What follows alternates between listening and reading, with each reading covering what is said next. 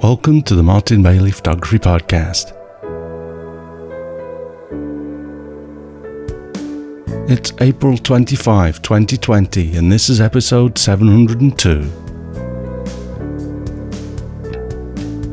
After another 3 weeks with my head stuck inside Apple's Xcode developing environment, and then another few more days struggling with a new e-commerce system that I'll talk about later, I decided to come up for air today and talk about my favourite image management and editing software, Capture One Pro from Phase One. As a Capture One brand ambassador, a number of years ago I was asked for a few paragraphs about why I love this software, but after using it for 4 years now, and with no sign of jumping ship anywhere else, I decided it was time to put down my definitive list of reasons for still being head over heels in love with Capture One Pro. I also have an announcement about a great page that the Phase One team has put together and the chance for you to win a Capture One Pro license, so please stay tuned for that at the end of this episode. For now though, let's jump in and take a look at the 10 reasons that I love Capture One Pro. First and foremost is the outstanding image quality. When I first tested Capture One Pro back in 2016 to see if I was interested in using it, I imported around 50 images into a catalogue and processed them, and was instantly amazed by the amount of detail that I saw in my images. The shot that really showed me what I'd been missing is the Japanese red crown crane portrait that I used on the cover of my Making the Print ebook. I had processed it high key in Lightroom originally, but I was simply not aware that there was that much detail in the feathers when I saw my original photo.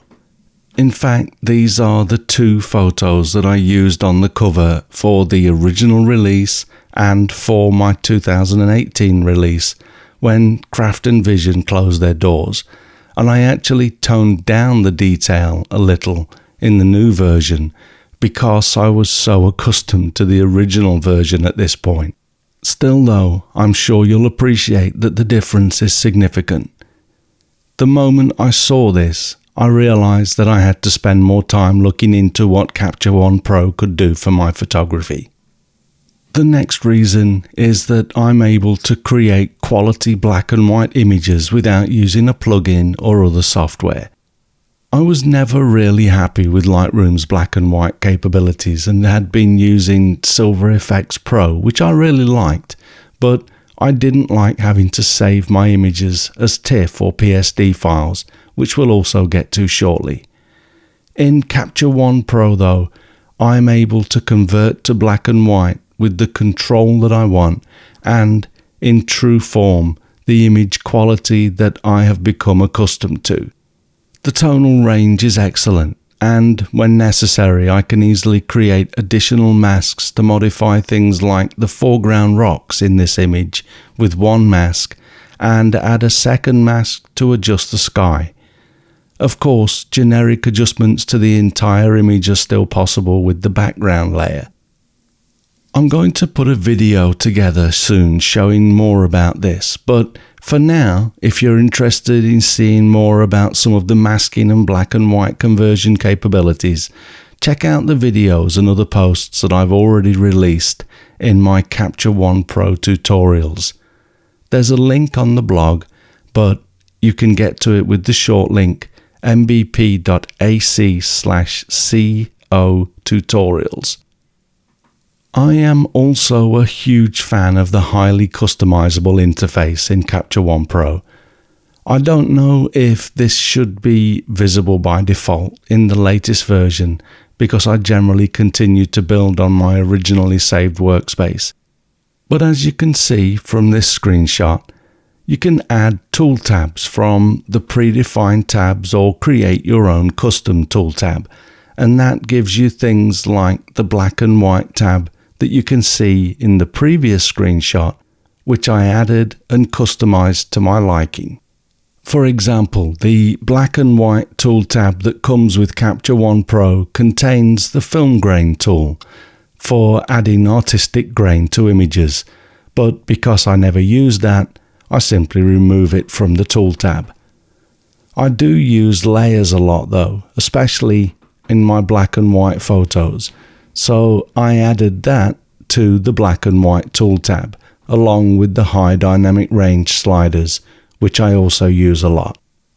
The other thing that I love is that pretty much all of the edits you can make to an image can be applied to just specific layers, including masks, as well as generically to the entire image. There are a few exceptions, such as the generic black and white sliders, because at this level you're telling Capture One how to convert the entire image, although there is very granular color editability that we'll look at shortly. The vignette tool also works on the entire image or the crop, depending on your selection, but as you can see from this screenshot, there is a paintbrush icon next to all of the other tool headers. This indicates that the adjustments that you make with that tool can be applied to layers. These icons become visible when you select a layer in the Layers tool.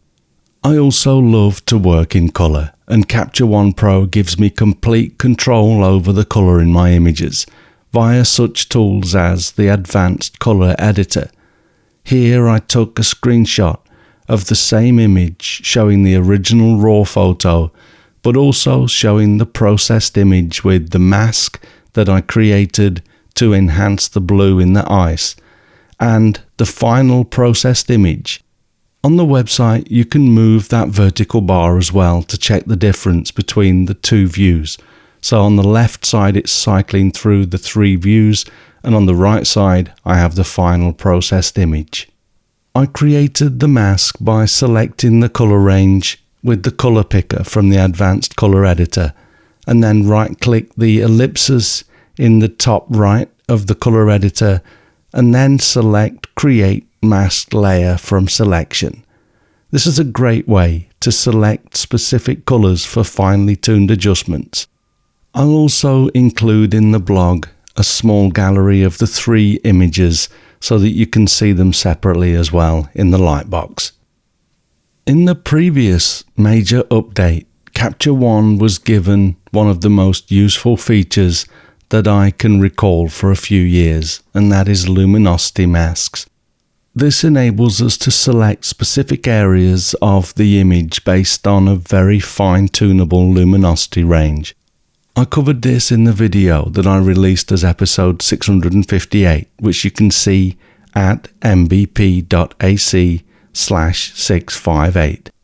As I mentioned earlier, removing my dependence on third-party plugins and programs meant that the vast majority of my images, and I'm talking pretty much 100%, are kept in their original raw image format. I also find that the editing tools, including cloning and healing, are good enough that I can avoid jumping into Photoshop or Affinity Photo to make larger changes for the vast majority of my images. Seriously, I save maybe 1 or 2 files a year in a format other than the original raw file, and this is huge for me. I really dislike having to round trip to other software to work on my original image, as keeping them in their original raw format gives us the ability to benefit from all future processing engine updates. Phase 1 isn't sitting on their thumbs. They release a major update to Capture One Pro pretty much every year, and each time they upgrade, there is a potential to see even better image quality in my photographs. If my images are stored as TIFF or PSD or any other third-party file format, I have to go back and redo any work that I did on my original because that was all baked into my copy. Because all of the changes that I make to my images are stored as instructions and mask files, etc. when I never leave Capture One Pro, nothing has to be redone when the processing engine gets updated. I can usually simply press a button to update the image to the latest processing, and I'm done. This also, of course, saves on disk space, as third-party file formats are generally much larger than the original RAW files unless you're saving as JPEGs, which should never be the case for the main archive version of your images anyway. Although I initially wasn't overly happy that I had to split my one huge Lightroom catalogue into multiple yearly catalogues when I jumped ship to Capture One Pro, I have become accustomed to my current workflow, and I feel comfortable to move between my yearly catalogues as well as accessing all of my final selects in a master catalogue, as I explained in the previous episode. When I need to find images, the Filters section provides pretty much everything I need to find specific images based on my star ratings, gear selection, or searching on the keywords that I add to my images as I archive them, or any EXIF data, including that which I added myself to scanned film photographs. Note that in this screenshot, I'm showing medium format film that I tagged with Phil Harvey's EXIF tool, and my own custom script that I use for walking through a folder of images, tagging each as I go. There is no way that I'm aware to enter data into the camera EXIF field with Capture One Pro alone, but it uses the data that you add like any other camera. It's also possible to customize the keyboard shortcuts for most of the commands in Capture One Pro. This helps us to tailor our workflow to our needs and allows us to really streamline the workflow, which leads me to one of the largest benefits I've found after improved image quality, and that is the overall speed with which I'm now able to work through my images. In the past, I would leave my location workshops with at least a number of days of images unprocessed because I simply didn't have time to process and select my images each day. Now though, I leave every tour with every day except the last completely processed. I go through and make my tweaks to my selections before saving my final selects, but I'm generally caught up by the time the tour finishes.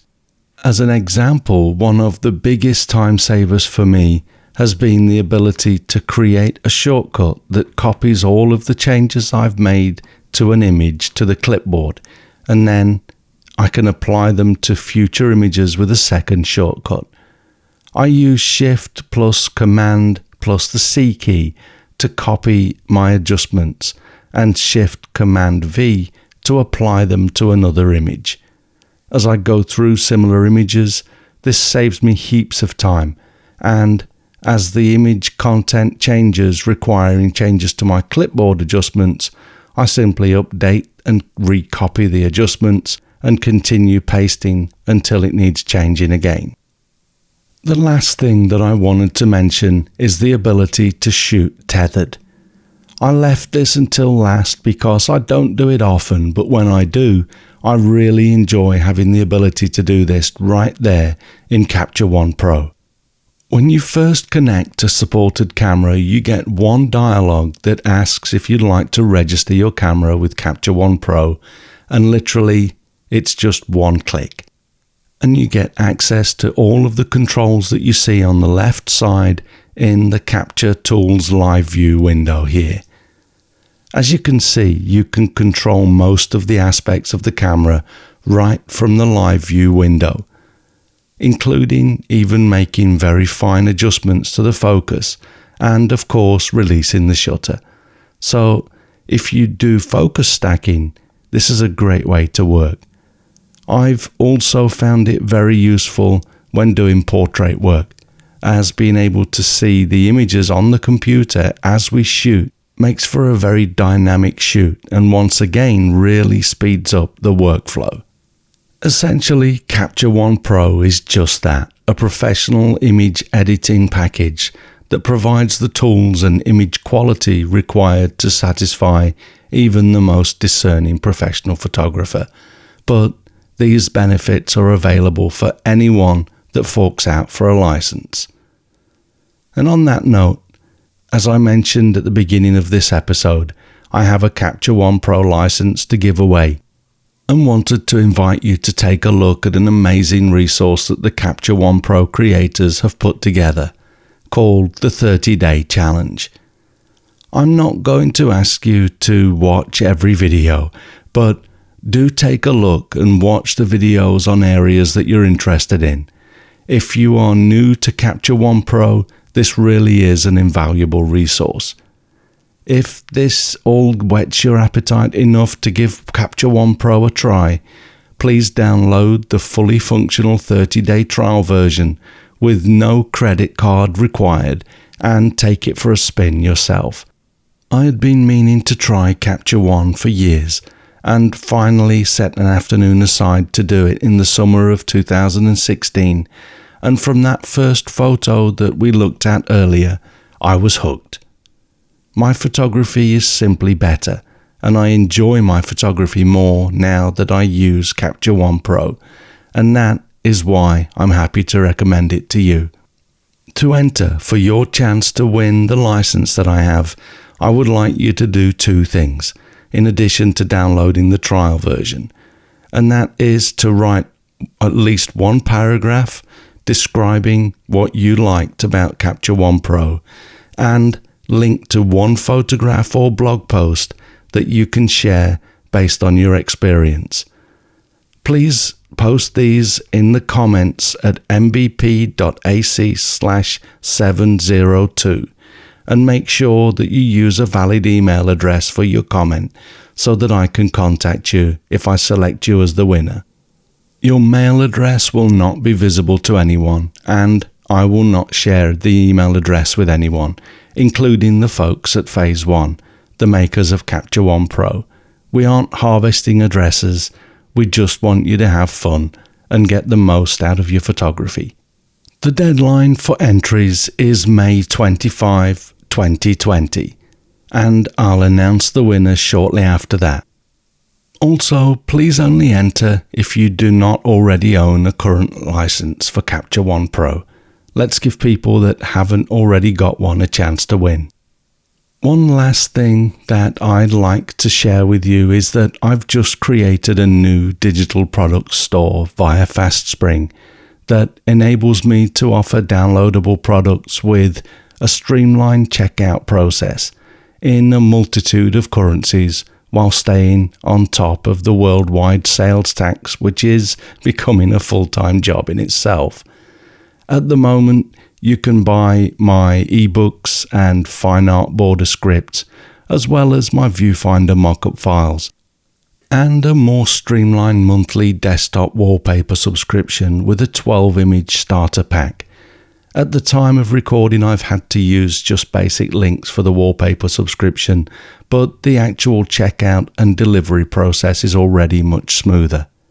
If you are finding yourself stuck indoors self-isolating during these difficult times, hopefully my ebooks will help you to fill in some free time that you might have.